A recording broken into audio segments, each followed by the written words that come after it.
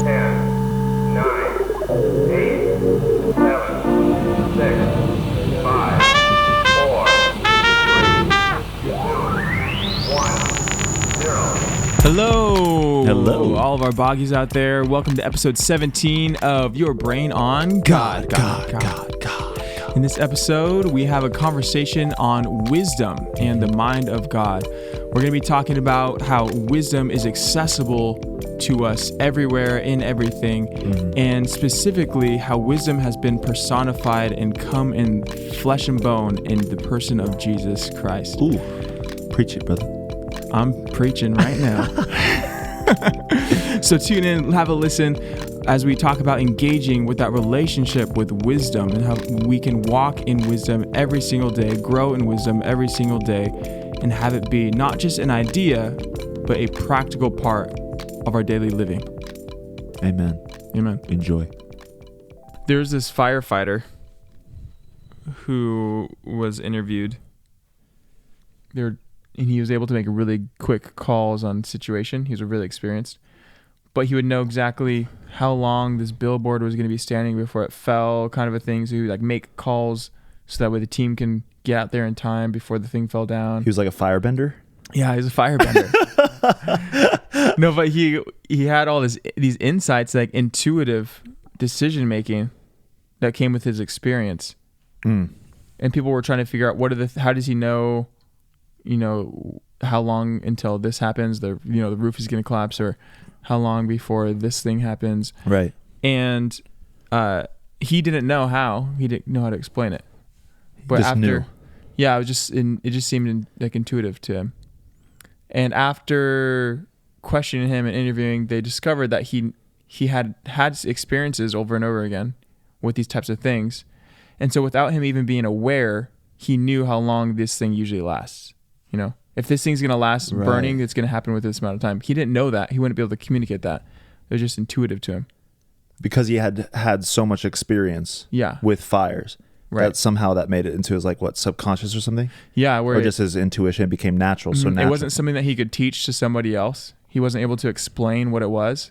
It was something that was natural to him, but they discovered that there actually was a system that he was operating by, but he was unaware of that.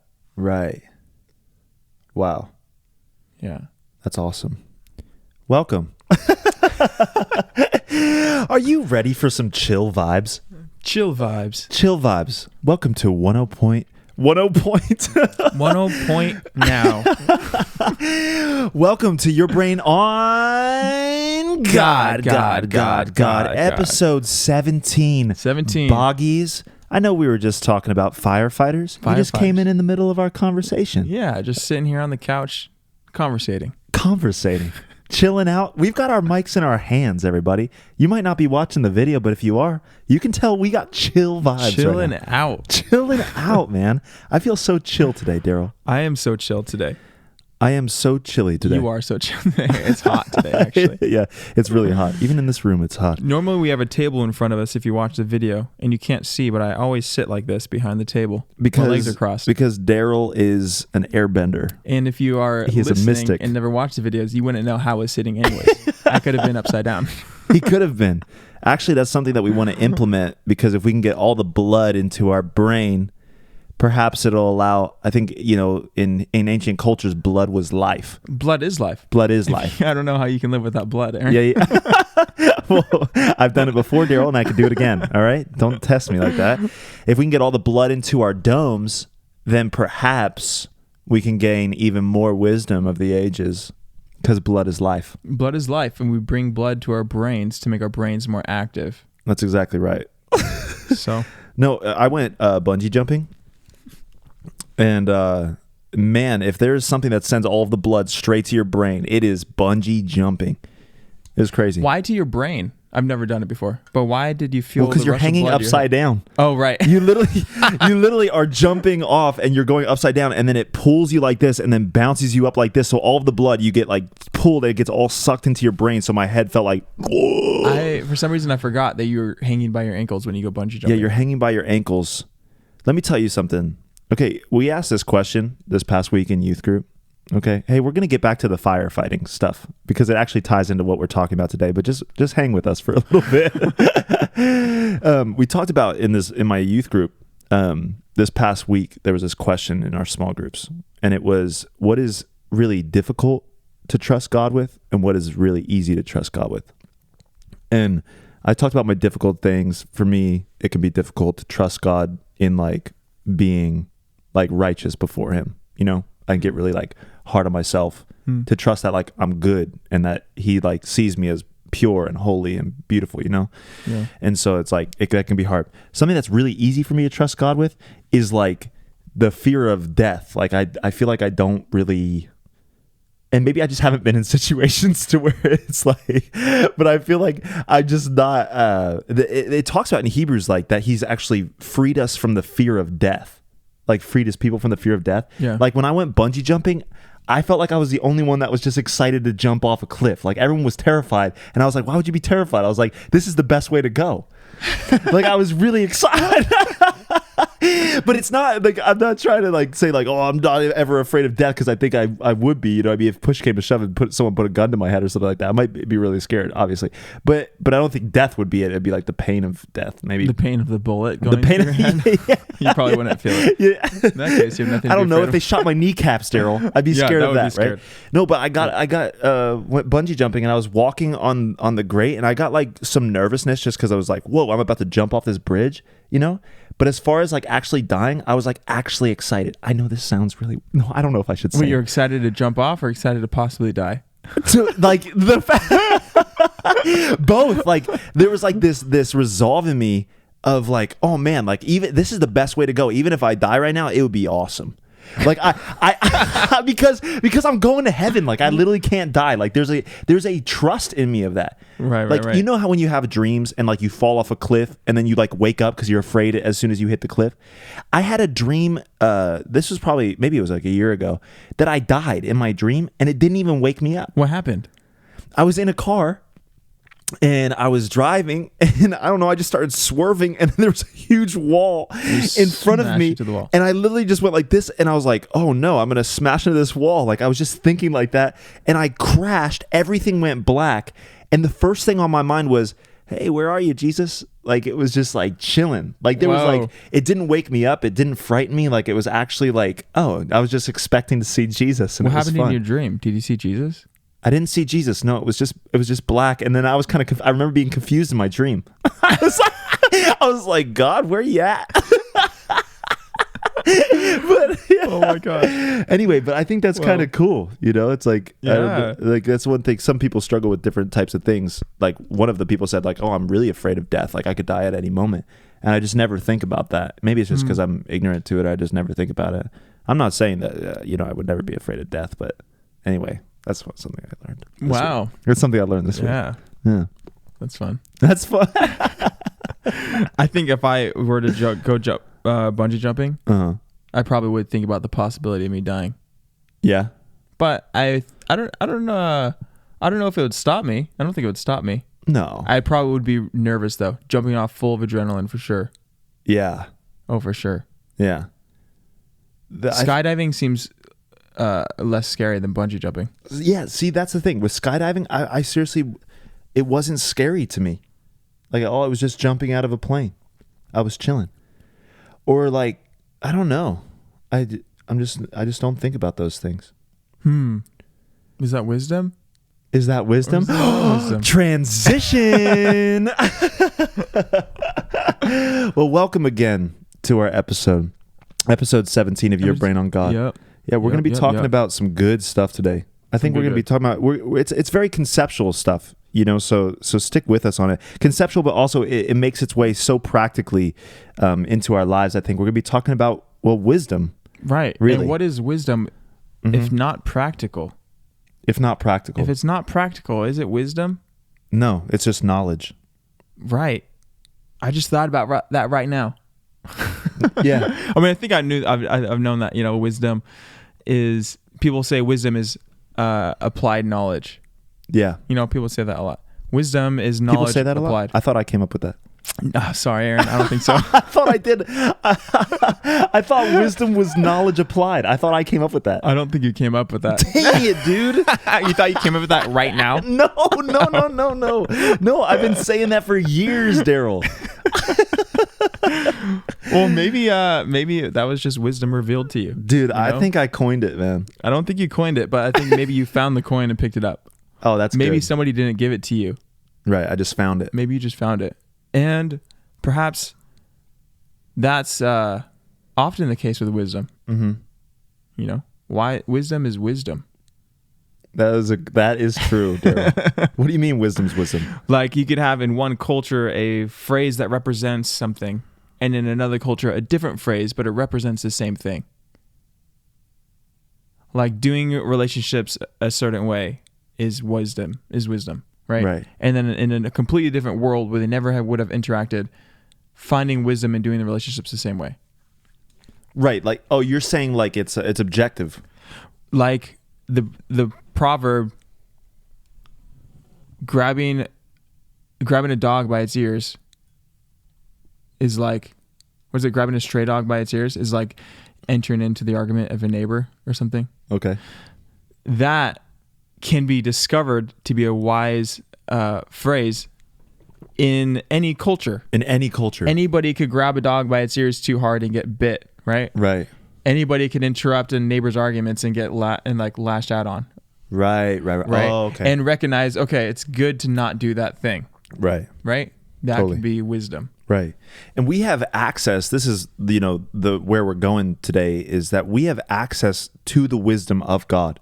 Mm-hmm. Like that, kind of like what you're saying, that logos or that wisdom that kind of surpasses every culture. I'm not saying that there's differences in like actions or differences about how you do that, how you honor people, how you love people, how you treat people and stuff like that. Obviously that stuff is pretty nuanced in our culture, but there's wisdom that kind of transcends culture and background and different things, just like rules, especially, found in the Bible. Proverbs talks about a lot of them, that like, if you do this, like these things will happen, or that kind of stuff. There's a wisdom that transcends. And the beautiful thing about that is as believers, we have access, and I would say even as just people made in the image of God, sometimes they step into it without even knowing it, Yeah, sure. Access to the wisdom of God. And that's really what your Brain on God is all about, is actually getting a mindset that's so latched on to God's mind that you can see through his eyes, so that you can walk like he walked and have your relationships, your own self-awareness, you know what I mean? Your own, worship and lifestyle, like be founded in God's mind, right? Yeah, and his wisdom. And we have access to that. Like that is a gift that we've been given as humans, that we can step in and have access to God's wisdom. Yeah. Yeah. The Hebrew word chokmah used in the Old Testament. Mm-hmm. It refers to wisdom in like that. It's like, but wisdom is like the principal thing, right? That's in all of the world, all of creation. It's like the principles that make everything work. Right. Everything that is good and beneficial is about the chokmah, right? Flowing and doing what is well, what works well, and being able to tap into that, right? So Proverbs talks a lot about wisdom and lady wisdom, right? Which is chokmah, and being able to see how God formed the earth on wisdom, right? That's what it says. That with wisdom, through wisdom, on wisdom, through wisdom, through wisdom, right? He created, and it's like it's always available to us. Wisdom is out in the streets calling to anybody who will listen, right? I think it's Proverbs 8 talks about wisdom being out, calling out to anybody who's willing to hear it. Yeah, on the street corners. Yeah, on the street corners, right? And like think about an old like market town back in the day, someone sitting there where everybody comes. It's the busiest place in the town, just being available for anybody who's willing to listen. Anybody's willing to listen, yeah. Right, and that's wisdom is available for anybody who's willing to listen. Right. I think sometimes it's hard for us to hear wisdom when we're trying to listen to something else. And it kind of contrasts that in Proverbs 8 with like what it calls like the adulterous woman which is more like maybe the wisdom of this world, you know what I mean? Or the satisfaction, the gratification of this world. Because it talks about, wisdom being more precious than rubies, all these things. Then you have this other wisdom that's saying, no, like rubies is more precious than this, or like forsake wisdom to go get the rubies, Right. It also says folly calls out to everyone. Exactly. So and that's the thing. All of us have the opportunity, either access to folly or access to wisdom.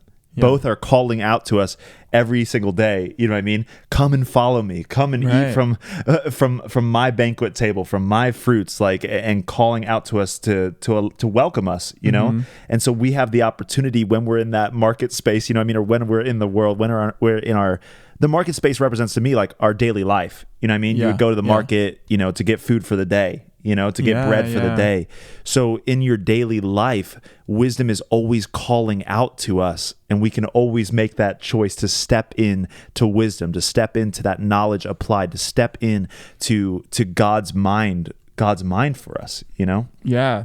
Mm-hmm. I think it says folly is actually on her porch. It's like there's Lady Wisdom and Lady Folly. Yeah. Folly. And Folly is on the porch calling out to you to come over and eat some of this bread I stole. Or oh yeah, exactly. Yeah, that's interesting. That marketplace representing the daily life, right? And then someone's porch is like you kind of have to go over there. It's easier to access wisdom, but somehow we sometimes ignore the voice, or we make decisions to go over to folly instead. And follow folly. Right. Instead of the voice of wisdom. Right. Yeah. Wisdom is accessible, but it doesn't feel like it's always something that is clear. I mean, whenever it's pointed out, I feel like, oh yeah, that's wise. Right. But in our daily lives, how do we actually notice, tap into that wisdom, right, and see the wisdom? Right. I think actually something we talked about earlier was the relationship with wisdom. Right. And in Proverbs, it personifies wisdom as a person, that person we have relationship with. Right. But wisdom, or chokmah, is a characteristic of God. Right. It's like a prime characteristic of who God is. That chokmah. Right. And as we interact with God, we get access to chokmah because we learn about who He is. Right. And as we learn about who He is, we discover wisdom. Right. It's also, wisdom is found in the counsel of many. Mm-hmm. Yeah. That's another way. Yeah. It's everywhere. We also have talked about, the Greeks, back in Jesus's day or whatever, they were all about wisdom. A lot of our great philosophers, obviously, come from the Greeks. You have Plato and Socrates and Aristotle, and they all talked about, wisdom, this cosmic logic, this cosmic wisdom called logos, and it was all about discovering logos. So much is written about this word logos in ancient philosophy, and even today in philosophy, still uncovering what this logos. But basically, in broad terms, what this logos is this cosmic wisdom, right? This thread that all things kind of go through, that nature follows, that is almost like the created order of our universe, of our world, why things work the way they work, why even the sun sets, or why the sun rises and then the sun sets, everything kind of working like clockwork, is all this logos that kind of holds our universe together. This cosmic wisdom. Yeah. And so many of these great philosophers, were like Plato, Socrates, Aristotle, were studying this logos and have written so much about this logos. And then what's so interesting is that in the book of John, it says that in the beginning was logos. In the beginning, it says was the Word, and the Word was God and was with God.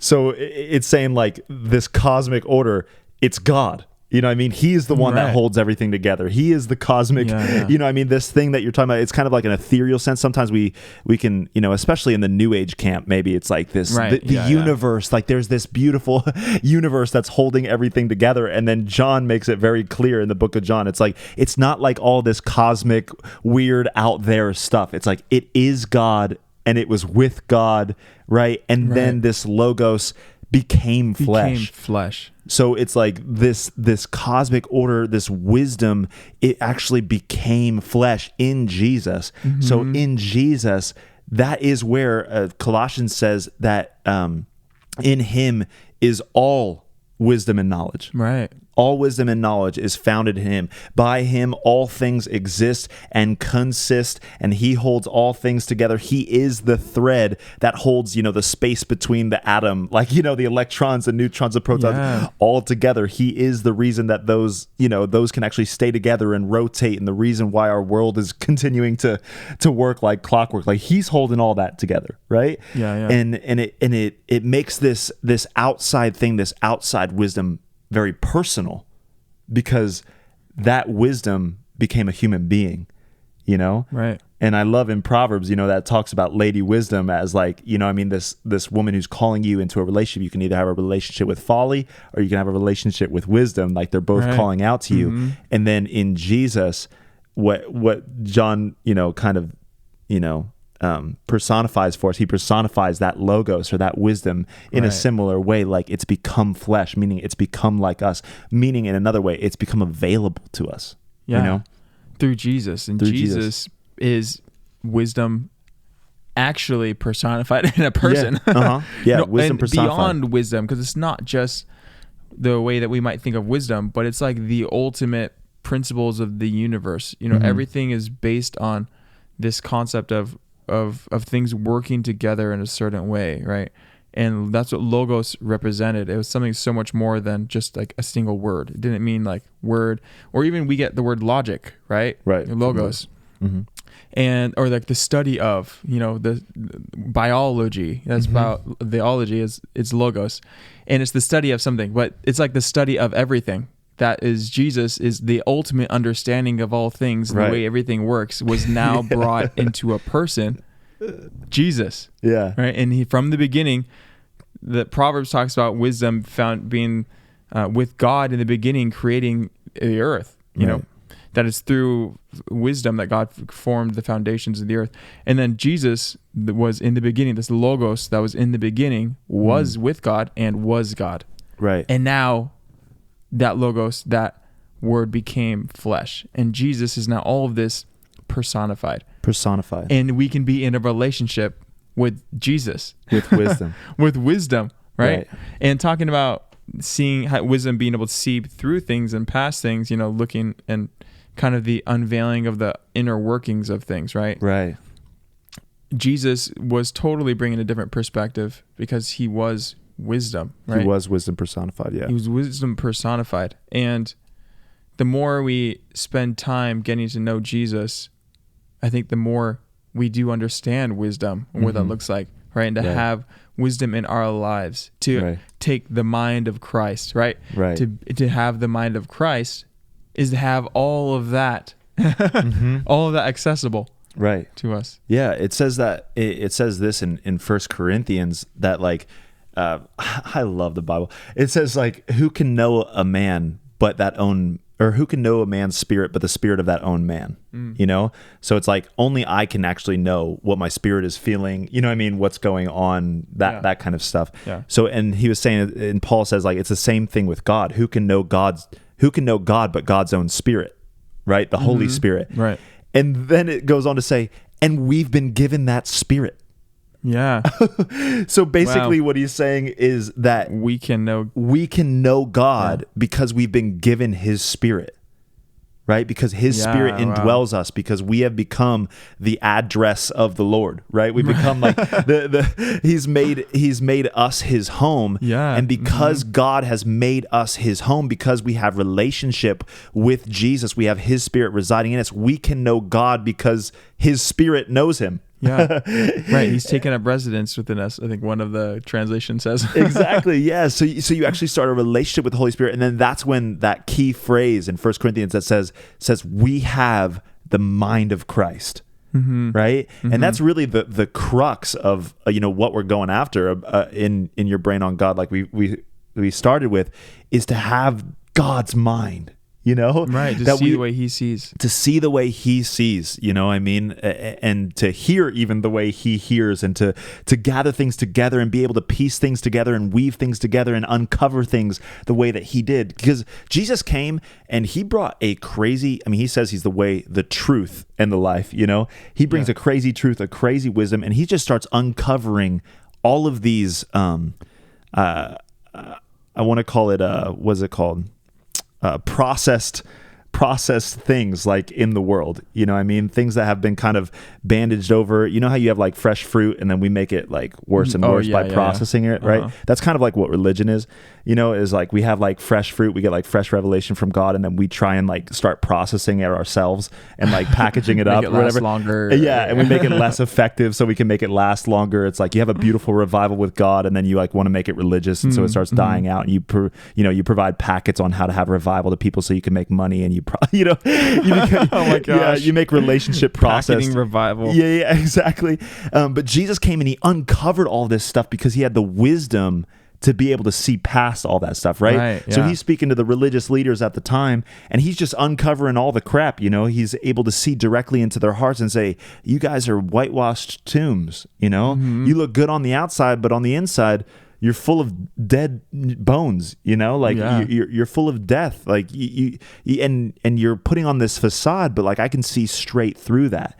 And I think that's what wisdom does. That was God's wisdom in Jesus, to be able to see through facades, see through fake things, see through processed things, and get to the heart of what really mattered, get to the heart of what like something's essence was, what I mean? That's why he was able to even take the law and condense it into like, what does it actually, all mean? Of this is summed up in this. This thing. Well, that takes wisdom to sum up all of the law and prophets. I don't know how many books that is. 600 and something. Oh, not all books, but the laws. But the laws, like 612 laws, to have the wisdom to see the thread in all of the laws and then weave them together and say, all of the law and prophets is summed up in this: love the Lord your God with all of your heart, mind, soul, and strength, and love your neighbor as yourself. Yeah. Like he was able to do that through wisdom.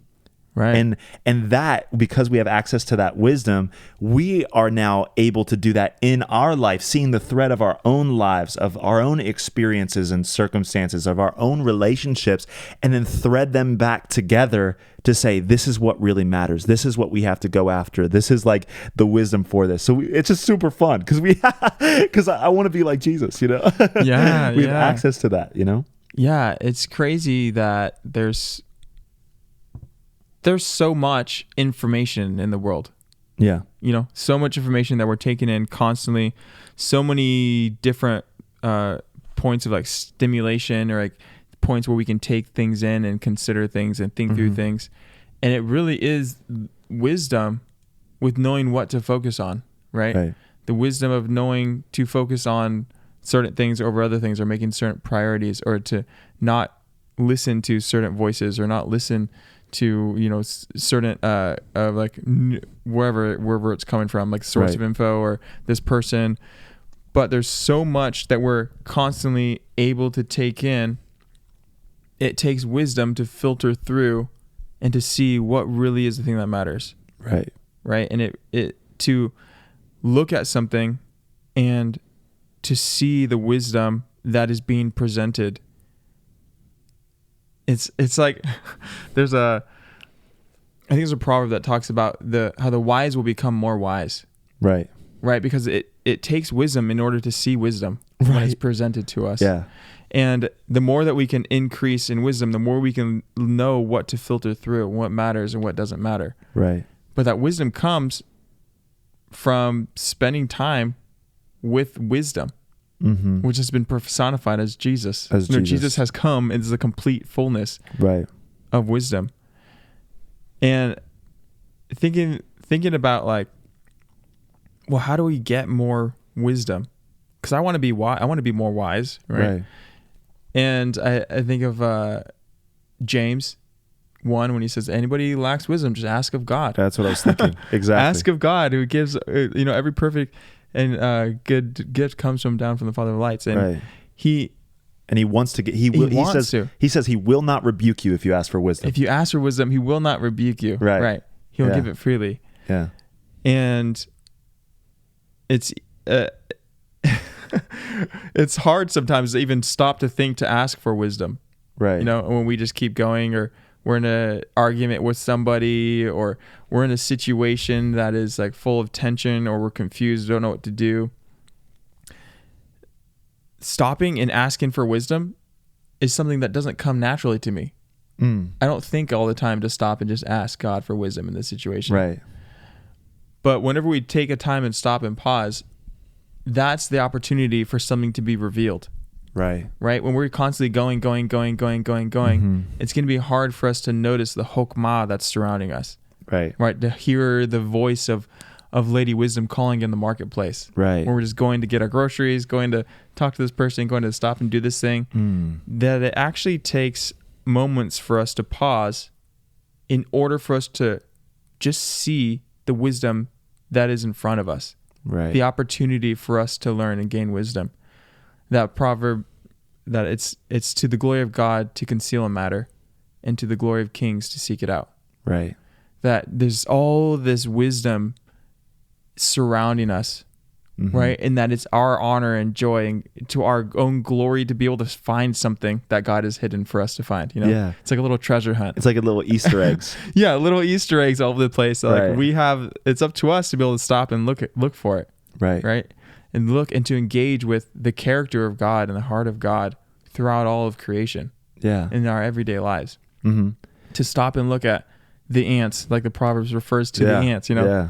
Look at the ants, you sluggard. See how they work day and night. Right. You don't have anybody telling them what to do. They just go and do what they need to do. Right. And I literally had a time where I stopped and I was looking at ants work, and I was like amazed.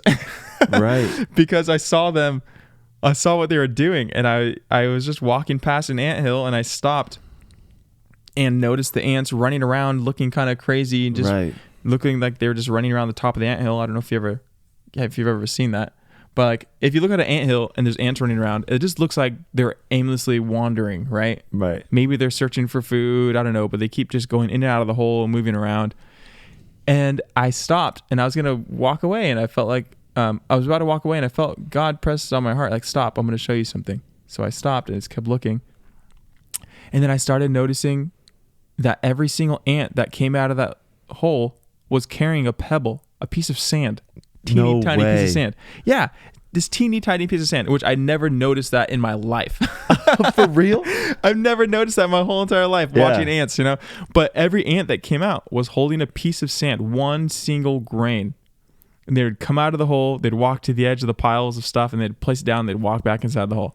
Right. And all the ants were doing that. And then all of a sudden, when I saw all this like disorder, I saw a whole bunch of organization and all of them working together to accomplish a task, which I had never even thought about watching ants build an anthill. Dude, I would have loved to see you looking at an anthole from like a objective point of view, just like, what is this guy doing? Looking at this anthole, just like blowing his own mind. I pulled out my phone, I started recording, I took pictures. I was like, this is crazy. Look how amazing this is. Look at these ants working together to accomplish a mission.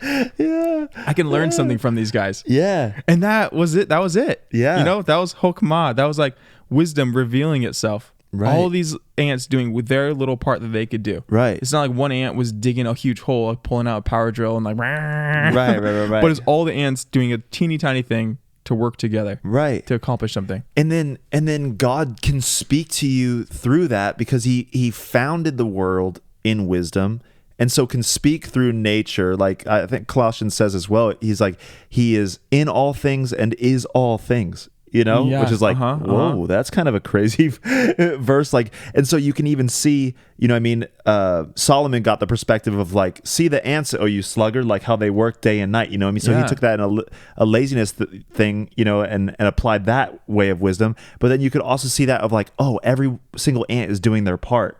You know what I mean? Yeah. Oh, a good team, every single person does their part. That's awesome.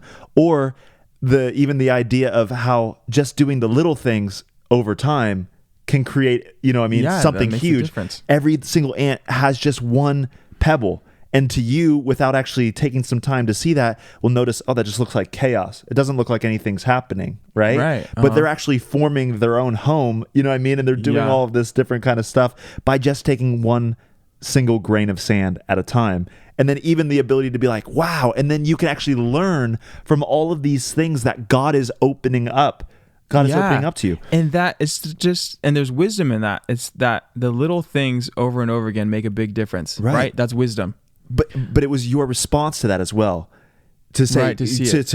And even to listen to God when God is saying, hey, just stay for a couple more minutes and just watch the ants, you know? Yeah. And instead of being in the marketplace and just be like, nah, whatever, I'm going to go, okay. You know what I mean? Taking time, actually watching, and you gave yourself the opportunity to see the wisdom of ants, you know? Right. Yeah. I just was reminded, I was listening to a podcast with John Maxwell was being interviewed by Carrie Newhoff, and John Maxwell was... Who's a leadership guru, if you don't. Yeah, if you don't know is John probably Maxwell, not the right word, but it could fit him. Yeah. He was talking about how his mentor told him that if he wanted to be a master at anything, spend 1 hour a day for 5 years doing it. Just 1 hour every day, focus on one thing. And so he started doing that. But just 1 hour, to become a master at it, just do 1 hour a day for 5 years. If you could do that, you'll become a master. When I could think about when I was playing drums, and I was playing for like 3 hours a day, sometimes even 4 if I was going for a long. I had friends playing guitar for 8 hours a day. It's like, whoa, that's crazy. But you can actually still become a master if you just did 1 hour a day for long enough and were consistent. For long enough. Yeah. Right? And you can master something just by 1 hour every day. Yeah. For 5 years. And then he talked about how he didn't notice anything in the beginning. But like halfway through, after he was there like 3 years in, he suddenly realized, "Whoa, I'm getting good at this leadership stuff." Right. Like, wow, I'm learning, I'm growing, in my leadership ability. And he continued to go, and he never really stopped. Diving into that one thing. Right. But in the beginning, those little things don't seem like much. Right? It seems like not much of a difference. Like going to the gym doesn't seem like much of a difference is happening. Right. But after a while, you feel the difference. Right. And you realize the difference. But there's wisdom in the consistency of the small things. Right. And it takes wisdom to do that. It takes wisdom to have patience in the middle of the process. Right.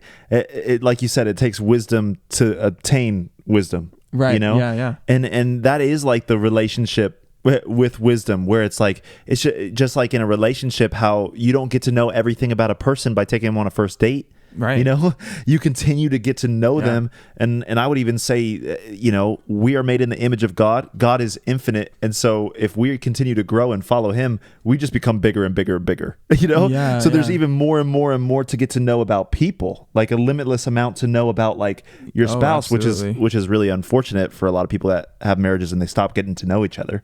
Because that's a different topic altogether. And we're like two young guys. I just got married. You are not married. I'm not married. Yeah. But I've heard, I'm just speaking out of my own pain, Darryl. Something that has given me hope for that kind of thing, that exact thing, is knowing people who have been married for decades who have that perspective. Right. They're never going to fully know their spouse, so they want to keep learning about them. Right. And that's like, okay, if you say it's possible, and I see one person at least, all I need is one person who can show me it's possible. Right. Even if I see all kinds of relationships that don't do that. Yeah. But there's wisdom in understanding that, right? Yeah. There's a proverb, another proverb, or two different proverbs. One of them says, rebuke a wise man and he'll be wiser still. Right. And then there's this other proverb. It's the next verse, right? No, that one does talk about how you can, about punishing a fool and then continuing and I remember you being what are you saying for it or something. I don't know. But so rebuke a wise man, he'll be wiser still. Like he's going to grow in wisdom. But then there's this other proverb that I'm thinking of that says, the fool does not delight in gaining understanding, but in airing their own opinion. So a foolish person is not going to be seeking wisdom. Right. They're not going to be trying to get understanding. They're just going to want to show how much they already understand, right? They're going to want to share what they think they already know. Right. But the wise man is the one who's going to be learning. Because it takes wisdom to gain wisdom. Yeah. And if we're operating in foolishness anytime we think we have nothing to learn. Right. From whoever is around us. Right. And that's our own decision if we're going to be wise or be foolish. It's like in one instance, in one way, we choose if we're going to be wise and we choose if we're going to be a fool. And in another way, wisdom is not yet gained, right? And foolishness maybe hasn't happened. But we decide which path we're going to take by deciding if I'm going to take the wise stance or the foolish stance. Am I going to try to gain wisdom and understanding, or am I going to think I already got it? Right. Because once you think you already got it, you're not going to get it. Right. Yeah. It takes a slow relationship building with wisdom. You know what I mean? Yeah. To gain wisdom, to continually open yourselves up. You know what I mean? That little anthill trip that you had might not have changed your life forever. You know what I mean? In that one moment. Obviously, it had an impact on you because you remember it and it was like special to you, you know? Yeah. But it might not change your life. But when you continually open yourself up to understand, to even say, God, I don't understand everything. I want to understand more. I want to have your wisdom. Pray the prayer like, James says, where you ask God for wisdom, and then he opens you up to that. When you continually do that every single day, going into the market, choosing wisdom, you'll start realizing that stuff is coming out of you didn't even know it was possible. Right. You know what I mean? Like, and it is after 5 years, you're like, man, I can't even think that way anymore. Like, there's such a crazy wisdom, just available everywhere. Like, sometimes I'm actually overwhelmed by it now, not because just one day I woke up like, oh my gosh, yes, but for the last 10 years, I've been following Jesus and just been like, hey, whatever you want to teach me, open up to me. And for the last 10 years, slowly but surely, up, down, sideways, diagonal, all over the place. I've been all over the map, but coming back to this core in Jesus, things just light up my heart now that I can see, that I can understand, that even in my own spirit, I can see roots of things, reasons why I'm doing things. I have a self-awareness that I never used to have before, like an intuition with people that I never used to have before, a wisdom about how to lead my teams that I never used to have before, a wisdom about how to do even logistical things, emails, finances, even, that I never had before, all because, and it's partially just because I'm getting older and having more life experience, but also opening yourself up for God to speak into all of those different areas of your life. Yeah. And then to say, I want to see those things. I want, just like Jesus, to be able to uncover some of those dark things and shine light into them. I want to be able to do that too, and you said, which I think is a cool one we've been talking about a lot, but like, it takes wisdom to gain wisdom. It reminds me of that verse. I think it's in Psalm 34 or Psalm 36, where it says, God, in your light, in your light do we see light, right? So it's like we need God's light in order to be able to see light. Yeah. C.S. Lewis says, like, I relate God to the sun. He says, like, not that I can see the sun, but that it is the thing by which I see everything else. Yeah, right? right. So God's light, God's wisdom, when we ask for that, he gives us that source of wisdom, and it illuminates all these things and then creates like a compound interest in our mind because we've given ourselves to wisdom. And now all of this stuff starts flooding in or whatever, and you're just climbing the mountain of wisdom, and then more and more and more stuff is coming to you. And now in your business, there can be musical wisdom, there could be architectural wisdom and soundness, people that teach really well, people that speak, have gifts in different areas, have different wisdoms in different areas, different chokmas, or Sophia is the word in Greek, or, different logos have tapped in to the source of wisdom in God. I would say some of, people, even if they're not a believer, have tapped into it, and they just don't know that they're actually tapping in and sourcing out of God who made them, Yeah, totally. There would be, it's interesting talking about wisdom and this concept of chokmah, the ultimate logos, the ultimate understanding, and what the thing that keeps everything together and everything that is built on the highest level of principles, everything comes down to these things.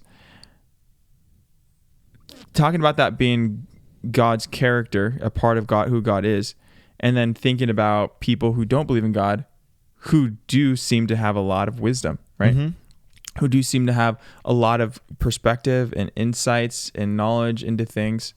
But I think about how much intentionality, how much more intentional can we be if we truly do believe that God is the ultimate source of wisdom, right?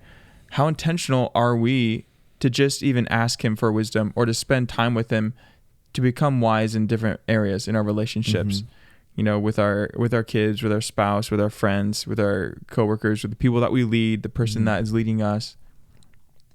Spending time with God to get closer with him is like spending time with wisdom. Right. And obviously more than that, but that's included in there. Is I might not be a wise person, but it is wisdom for me to sit with wisdom. Right. Yeah. Maybe I don't consider myself to be, the wisest person there is, but it is wisdom for me to spend time with wisdom. Right. And in that I can be wise. Right. I'm a wise person just by deciding to be with wisdom, to learn from wisdom, to increase my relationship with wisdom, and to get to know wisdom more personally, rather than thinking I have all the wisdom I need. Then that's a foolish thing to do. Yeah. The fool says in their heart, there is no God, as the psalmist writes. But there's this relationship that we get to build with Jesus that gives us access to so much of uncovering the things of life, right? So that we can see the abundant life when things don't look abundant, right? So we can experience the abundant life when it doesn't seem that way. Right. But to be able to see past all of the other stuff that's around us, all the other advice, information, whatever that's coming in, or the things, the facts, being able to look at everything with wisdom is different than to being able to look at everything and just take it in. Right. Because wisdom is what's going to guide us in those decisions that we make, right? It's ultimately wisdom that determines whether the good decision is going to be made. Because we can have all the facts, that doesn't mean we're going to have a wise decision. But it takes wisdom and sitting with wisdom and getting to know wisdom more. If we were to think of wisdom as a person, to be with wisdom. Right. Yeah. And I was actually just talking about this, with my girlfriend Abby last night, but about how, Christians, since we do have that access and that relationship with wisdom, that we probably should be the most creative people on the planet. What I mean? Like in business, in writing, in, philosophy, and, all of these different things, because it does become a lot more intentional when you know what the source is. You know what I mean? Where you know where it's coming from, where you know that every day you can engage in a relationship with wisdom, with Papa God, with Jesus, to actually step in and to gain the wisdom that he has, and then stepping into that wisdom, right? It's like there's access for us, and there's a lot of things that happened that I think crushed that for a while in history. The church was leading the artistic, community and having a wisdom about, the arts and sculpting and painting and all this beautiful stuff. And then, kind of the church got this, I guess, this maybe religious mentality or something, and the dark ages happened, they shut all that stuff down, and it was like, basically unholy because it wasn't, spiritual, I guess. Maybe it's like a Gnostic idea of the separation between physical and spiritual. I don't know exactly what caused, I don't know enough about the dark ages, but during the Reformation, there was a big argument about this, between big difference between Calvin and Luther and Luther, between Calvin and Luther, was whether or not churches should be beautiful. One of them believed that the church should be beautiful and creative and glorious, to reflect God, because we're saying we're building this for God's house, as a place to represent him. And the other side of it was we shouldn't have it be beautiful because it's a distraction. We need to be homely, and everything should be plain, and shouldn't be anything that distracts from him. Which is a bummer. Right. Yeah. That we lost that beauty side of who God is, Right. Yeah. And the aspect of being able to outwork with wisdom, that whole kama, that is the craftsmanship that really is available to us. Right. To represent him. If we're saying we're following God and that we are representations of Jesus and who God is. Right. Then we should be so creative. We should be so skilled and talented. You ever see a sunset? It's like God could have made those plain. He could have made them, homely. Right. And it's just like a gray sun that just like goes down. But he made those wicked beautiful.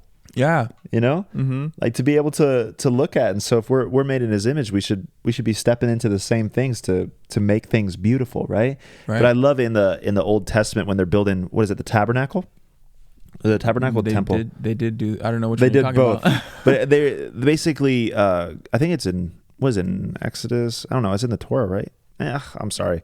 But, basically God commissions a guy named Uzziah. My Bible knowledge right now is off the par. Sorry. I am a pastor. I know the scriptures. Uzziah, maybe? Uzziah, something like that or whatever. But he said that he's given him wisdom or chokmah. You know what I mean? He's given him knowledge in all sorts of craftsmanship to be able to make the tabernacle. Yeah. Right? That there was a wisdom about it like that. So then even that, like wisdom is not just like this spiritual, conceptual idea, ethereal value outside, but it's actually the wisdom in everyday life, right? To do what you do with wisdom. You know what I mean? Yeah. You're a creator, do it with wisdom. You're an architect, do it with wisdom. You're a leader in a church, or you're a leader at Starbucks, or you're a leader, at a Fortune 500 company. Do it with family. Just a leader in your family. Do it with wisdom. You're starting a new relationship. Do it with wisdom. You're in a marriage. Do it with wisdom, right? And there's this flesh aspect to wisdom, right? The word, the logos became flesh and dwelt among us, right? So it's not like this conceptual universe thing that we have to tap the keg of. You know what I mean? It is right here before us that God has given us certain chokmahs, certain wisdoms to be able to carry out life. But when Jesus actually becomes your life, it's not just like, well, I have wisdom in this area. There might be areas that you're growing in, but we have access to wisdom in every single area. Yeah. Right? Like it's like he gives his spirit without measure. It's not like, well, you have wisdom here, but you can't access it in your family. You know what I mean? You're just kind of you're struggling in that one. You kind of have to figure that one out for yourself, you know? Yeah. And it's kind of like we get to choose if we're going to have a wise posture or not, because it's the fool who has no delight in understanding, but only in airing their own opinion. Mm-hmm. Right? And whenever we take the posture of, I know enough, I know what I need to know, I got everything I need to get. Right. That's the posture of the fool. Right. When we think we are the master of this and we can teach anybody. Right? Rather than I have something to learn still. Right. And we can take that posture in every area. Right. Right? We can always be in a posture of wanting to learn more. We can always be in a posture of looking for wisdom. Right. And that really is our own decision in our relationships, with our families, with the people that we're leading, with the people that we're following, with whatever we're doing, right. Even in arts, in a craft, in music, in whatever, we can take a posture of wisdom. Right. Right. And we, in that moment, are embodying wisdom as well. Right. We welcome the presence of Jesus to be with us. It's wisdom. And take on the mind of Christ. And now we are looking for wisdom. Right. We're looking to grow, looking to tap into that chokmah that is in the essence of the universe that God has created in creation, right? Where we can see that, and he has put it inside of us, the potential to access that and to live it out, right? To live it out, not just to have all these thoughts. There is no wisdom in theology without practice. Right. It's the theology is for the practice of the theology is about what we believe, and that is for the purpose of what we do. Right. It all comes down to what are we doing? What are we actually doing? Yeah. Yeah. What are we actually doing? And that is a huge thing that gets missed sometimes in Christianity. Is like we talk about all the things that we believe and all the make sure we have the right beliefs, but then how is that actually changing the way we live? Are we actually going to be living out what we say we believe? And that is where the wisdom comes in. It's a connecting of those two things. Right. Yeah, and when we keep things conceptual or just ideas, we end up getting tossed anyway because they don't become actual reality in our lives.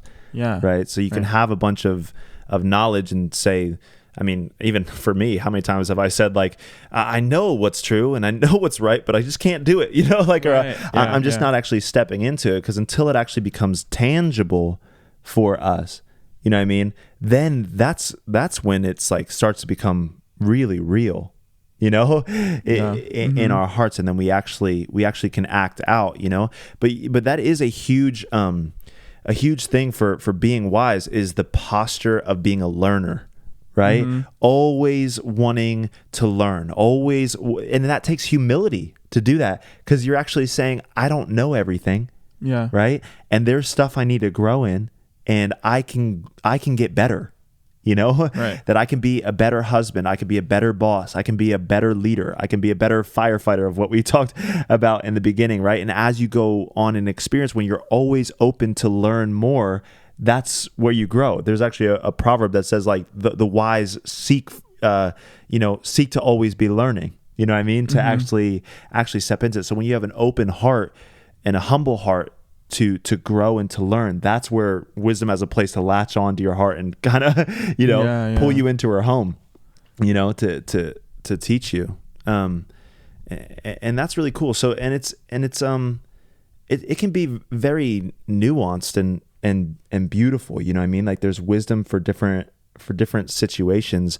I love, in Proverbs as well, there's these two verses that are back to back, and one of them is like, don't answer a fool according to his folly. Or the first one actually says, answer a fool according to his folly, that he might be like corrected, or he might change his ways. And the very next verse is, don't answer a fool according to his folly, so as not to, I can't remember exactly. To answer a fool according to his folly, lest he think himself wiser than you. Do not answer a fool according to his folly, lest you make yourself like him. Exactly. Something And like that. I love in Proverbs, those are two verses right after each other. So it's like, what do? I'm confused. Do I answer a fool, or do I not answer a fool? Do I step into that conversation, or do I not step into that conversation? Because in a relationship, we want formulas, right? But wisdom is not a formula. It's a relationship. Right. And that is also exemplified in the scripture, because Proverbs is a lot of formula. It's do this and this will happen. Don't do this and this won't happen. Right. But then in Ecclesiastes is all the contradictions. Like, well, sometimes the wise suffer and the wicked are sitting chill, sitting pretty on top of the hill. There isn't the formula. There is a general concept of things that are wise and almost formula. I don't know, but that's true. Continue. And that's what we want to do oftentimes, is we want to create formulas, and then we call those things wisdom, things that are supposed to be sure things that work every single time. But life is nuanced, right? And sometimes the knowledge that we have does not fit into the actually experience of life that we have. And we need to step into wisdom that allows us to see, hey, that worked last time, but actually I didn't talk to that guy last time, but actually I feel like I should talk to, this guy that might be acting in foolishness or whatever, that I should do this time, because it's a different circumstances, it's a different, it's a different time in his life, a different time in my life. I actually feel like I have a word for, and there's wisdom. Wisdom allows you to see that, and that's exactly what the Pharisees did too. Is they turned a relationship with God into all of these different formulas, right? But then the wisdom of God came and started uncovering all of these things, like all these formulas, because they're focusing on, we shouldn't heal people on the Sabbath because it's breaking the law. And he's like, who on the Sabbath wouldn't go and pick up their sheep? Right, their sheep fell into a pit, and their sheep fell. So what Jesus is even saying in that moment is, there's nuance to life, guys. Like, this is not a surefire wisdom for every single circumstance. This guy just got healed, and you're not actually seeing, because you're actually stuck in your own knowledge of the scriptures. And I love the verse that he says in John. Jesus says, you search the scriptures, like basically day in and day out, and you don't realize that you searching the scriptures, they actually point to me. Right? So all of this wisdom, all of this knowledge that you think you have, that you've been searching out and you've been studying and you've been memorizing, because I think the Pharisees, they basically memorized the entire Torah, the entire Pentateuch, I think. Which, is that the same thing? I don't know. The Torah is Hebrew. I think the Pentateuch is... Oh, no. I don't even remember anymore. Yeah, but it's been a while. But they basically memorized, some of them memorized the entire Old Testament, I think, like front to cover, you know what I mean? Just like memorize the entire thing. But Jesus is saying, you guys are missing all that. You have all this knowledge about scripture, but you don't realize the actual wisdom behind the scripture. Right. And that's the same thing. That's the same thing for our lives, is we can see things in a very ordered pattern, and there is order to things, and God has created orders, and he even created math. There's definitely different formulas for things to get certain results, but life is very nuanced. right? And so the Yeah. ability to step into wisdom is stepping into a relationship where you're able to actually see things from different perspectives, from other people's perspectives, from an aerial viewpoint, from an underneath viewpoint, from a side viewpoint, a diagonal viewpoint, and then to see how does this actually fit in with this context, with this circumstance, all in a moment. You know what I mean? To say, this is Yeah. what we're going to do, you know, to actually step into that wisdom. And I love that God, he's crazy. And it really is like it's hard for us because we want things to be black, at least sometimes I do, just things to be black and white. Just tell me what to do in every single circumstance, God. I want to know in every single circumstance what to do. But then wisdom is not like that because it's a relationship, you know, that actually Right. calls us in to know what to do in those areas, you know? Yeah. So maybe we should talk about some practicals. Fear of the Lord is the beginning of wisdom. Maybe we should have started there, since that's the beginning of wisdom. It is the beginning. Hey, man, we ended with the beginning. The first shall be last. You know what I mean? Yeah. And yeah, and I think that is a testament to the relationship. You know, wisdom starts with revering the Lord, with knowing who He is. Right. Right. That's the foundation of wisdom. That's where wisdom starts. And yeah, I think that we did talk about a couple practical things, but maybe saying get to know God isn't practical. Sit with wisdom himself. Yeah. Yeah, sitting with God in moments, and I think that could be harder for some of us than others. Some people I know can like sit in prayer for hours and hours and hours, and that's hard for me to do. Right. Yeah. Right. That's a hard thing for me to sit and to pray with God for hours and hours and hours and hours. And I love going on walks and in nature, and I feel like that's a lot of where I spend my time with God and getting closer with God, and where He reveals things to me. But I think that to start, just that's where it starts, is getting to know God, being with God. And that could look like searching the scriptures, reading the word, sitting with it, and learning, trying to learn more. I think that a practical thing when it comes to wisdom is take the posture of a student. We're all here to learn. Because anytime we are not doing that, we are no longer going to be gaining wisdom. As soon as we think we know it all, we'll stop learning anything. Right. And when we can be in a posture of learning, like I'm here to learn, life is for learning, I like to say, that we will continue to grow. We will continue to get closer to wisdom, right? We'll continue to build a relationship with wisdom, right? And recognize the voice of wisdom. When we can have that posture, firstly, of, okay, what can I learn? Ask, what can I learn? You know, that's a good question to ask ourselves. Yeah. What can I learn in this? And yeah, I think that's a good place to start. Yeah. To put it just really bluntly, just realize that you could be wrong. Right. I think that's a huge thing, is like, I love this. A guy a long time ago said in a message, he's like, you know, like, love doesn't always have to be right, whatever right means, you know? And I thought that was really cool, and it's stuck with me all these years, is we're trying to be right, like the fools do, who just want to air their own opinions about things. Right. And as soon as you let go, that's when you start to grow. You can coin that. All right. Or you can tweet that, please. You know, but it is true. As soon as you let go, that is when you begin to grow. When you let go of what you think you know, when you let go of your own opinions, when you let go of what you think should be right, the way that things should be, and you allow God to actually start talking to you about what wisdom is in certain situations. And that's in everything. You know, Jesus says, you know, you have not because you ask not, you know, but we'll only ask if we take a humble position to say, I don't have, right? But if we think that we have, we won't ask, right? Yeah. So, and we have not because we ask not. So we need to know that we don't have something so that we can ask for it, you know? Yes. Yeah. Sorry if that was convoluted, but we ask God for that wisdom. We ask God for that revelation. I love what Paul prays in Ephesians 1. It's like, I pray that you might be filled with the spirit of revelation of wisdom and revelation in the knowledge of him, right? And when you get the knowledge of Jesus, who is wisdom personified, all of these things start getting uncovered to you. You know, Right. even when I first started becoming a believer, when I first, stepped into faith with Jesus, the things that I used to do, they just didn't make sense to me anymore.